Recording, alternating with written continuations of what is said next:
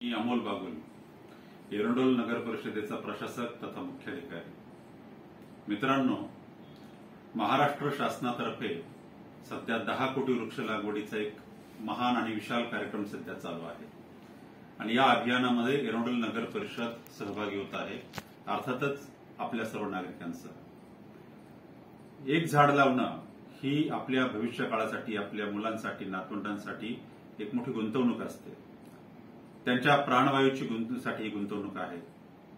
उद्या त्यांना भरपूर पाणी प्यायला मिळावं म्हणून ही गुंतवणूक आहे आणि या कार्यक्रमामध्ये आपल्या सर्वांना सहभागी व्हायचंय। एरंडोल नगर परिषदेतर्फे 15 ऑगस्ट 1947 साली आपला भारत देश स्वतंत्र झाला।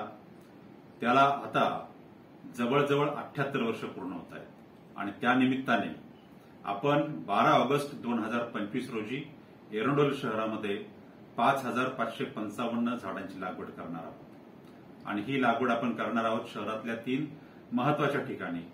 एक, भवानी